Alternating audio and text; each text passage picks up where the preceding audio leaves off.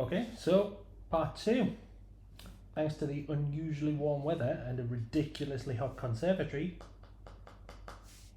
ballast is dry. So we can start cleaning it up a little bit. So what we're going to do is we're going to take what we had left over in our little container, and we're just going to go along the edge of the track again.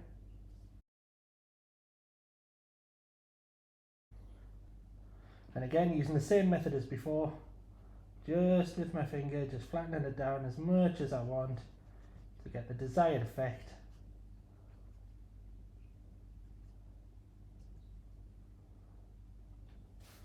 Same on the other side.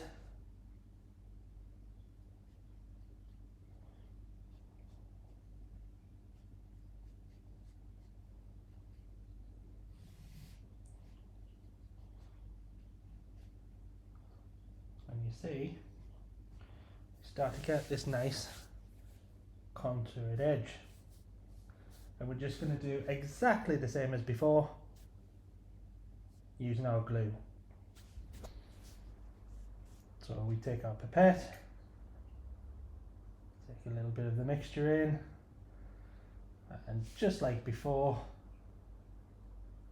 exactly the same.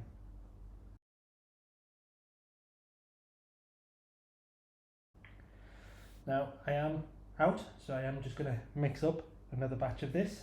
I'll be back in a sec.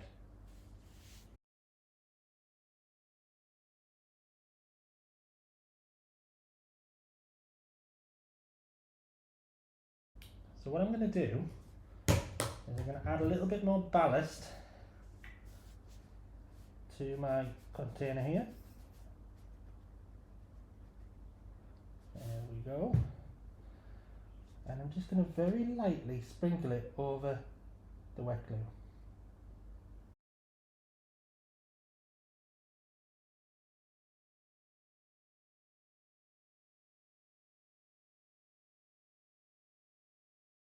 Now here's a great example of me putting a bit too much on and it's starting to run.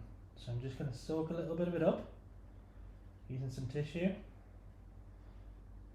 When it comes to this sort of thing, you just can't go wrong. A lot of people are afraid of making mistakes, and it's absolutely fine to make those mistakes, because to be honest, the more mistakes you make, the more real it looks. So I'm just mopping up a little bit of that glue now, and then I'll come back and just dust it over with another light coat of ballast. And it actually gives it some texture as well.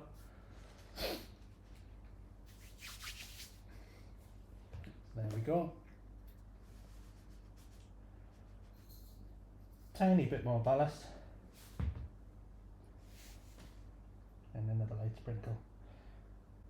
And you can see any of those mistakes that we made just disappear under the new layer of ballast. And then what I like to do, just to be absolutely sure, is take some old, I've got this old broken, you can see it's all snapped in there, some old rolling stock, and I put it on the track and I just run it backwards and forwards, and you will hear how gritty the track is, and after a few passes backwards and forwards you'll hear it cleans up and goes smooth again.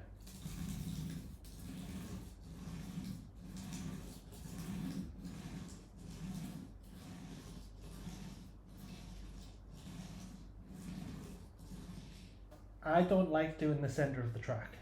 Choose to do that if you want, but I actually think it looks okay if you don't. Now, what we can do now is this rough edge, we can actually use some scatter and blend that in so that it looks like the grass comes up to the edge of the ballast and then the ballast goes up to the track. Nice and easy. I'm not going to do that today, but you could do that in your own time. So there you go. Hopefully that has helped you, and you can now go away and ballast your very own Kato Unitrack. Please do bear in mind there is no correct way to ballast. everybody is different. This is my way of doing it. You might want to do things a little bit differently, but as you can see, this way does get results, and it does look good. It's not perfect, but once you get your scatter and your scenery and your line side items in there, it really blends in nicely.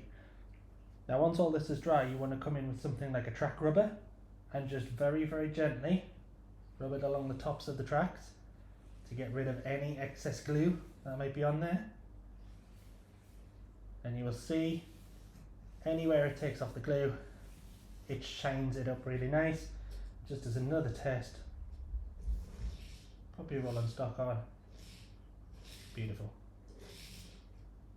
That's it. Ballasted.